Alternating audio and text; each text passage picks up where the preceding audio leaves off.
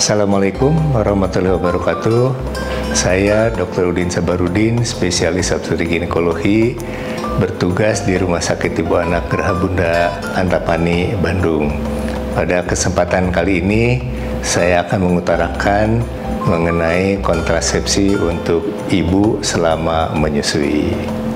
Sebelum melanjutkan video ini, jangan lupa untuk subscribe, like, dan tekan tombol lonceng ya.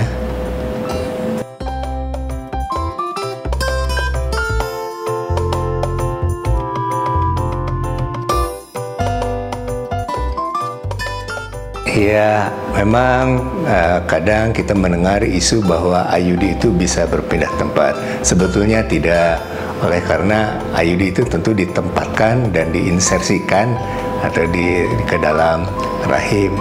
Dan IUD yang sekarang pemasangannya itu dengan metode penarikan, jadi kemungkinan tidak akan terjadi penembusan. Jadi kalaupun dia berpindah tempat, itu sebetulnya adalah pada saat pemasangan yang kurang baik, yaitu dilakukan pemasangan sesudah melahirkan antara hari kedua sampai hari ke 6 minggu. Oleh karena pada saat itu rahimnya sedang mengecil tapi masih lunak. Sekarang itu tidak mungkin ada lagi, oleh karena IUD yang sekarang beda dengan yang lama. Kalau dulu pemasangan IUD itu dengan lipas loop istilahnya ya, spiral, itu dengan pendorongan. Tapi sekarang IUD sekarang itu adalah dengan penarikan. Jadi kemungkinan dia menembus rahim itu tidak ada. Memang kita mengenal istilah-istilah, ada ekspulsi, ada dislokasi, ada translokasi.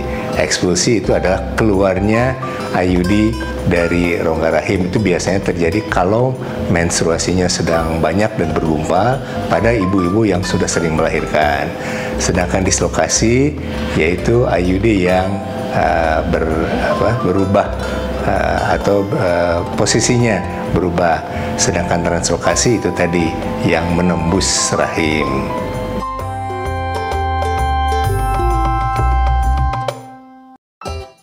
Ya, efek samping dari IUD pada umumnya adalah menstruasi yang lebih lama atau lebih banyak dari biasanya. Mengenai berapa lama dari biasanya tergantung kepada biasanya ibu mensnya berapa hari. Kalau ibu biasanya mensnya 7 hari, barangkali hanya bertambah 3 hari begitu ya. Kemudian kalau banyaknya tergantung barangkali ya. Yang dikatakan banyak itu kalau sampai bergumpal-gumpal gitu ya, bergumpal-gumpal dalam beberapa kali harus mengganti gitu. Tapi kalau seandainya itu dalam beberapa atau selama lebih dari 1 minggu masih terus-menerus ataupun masih bergumpal-gumpal, sebaiknya ibu memeriksakan diri. Barangkali ada hal lain ya, kemungkinannya barangkali salah satunya karena bergesernya IUD.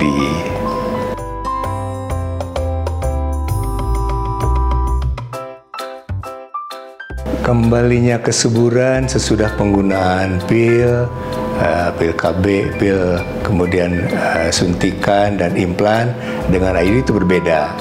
Untuk pengguna pil, suntikan dan implan itu kalau isinya hanya progesteron saja, biasanya sesudah selesai penggunaan itu butuh waktu yang cukup lama ya, terutama suntikan dan implan. Sedangkan kalau untuk pil itu rata-rata barangkali hanya 1 bulan. Tapi kalau untuk suntikan dan implan tergantung penggunaannya, tergantung pemakaiannya. Kadang-kadang ada yang sampai 10 bulan atau 1 tahun. Sedangkan IUD kembalinya kesuburan itu langsung, karena IUD kan sifatnya hanya menghambat laju sperma barangkali. Jadi alat hanya berupa alat.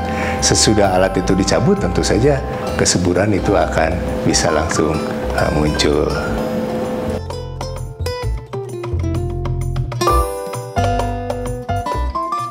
Iya, memang ada yang menanyakan mengenai kontrasepsi mantap pasca persalinan. Kontrasepsi mantap atau istilah pada ibu tubektomi barangkali, atau MOW kadang bahasa Indonesianya, medis operatif wanita, atau ada yang mengatakan sterilisasi.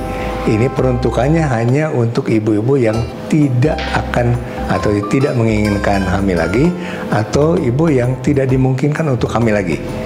Ya, ini dilakukan pada saat sesudah persalinan normal, itu bisa langsung hari berikutnya. Jadi kalau hari ini melahirkan, besok bisa lakukan tindakan operasinya, atau kalau tidak, ditunggu sampai sesudah 6 minggu persalinan.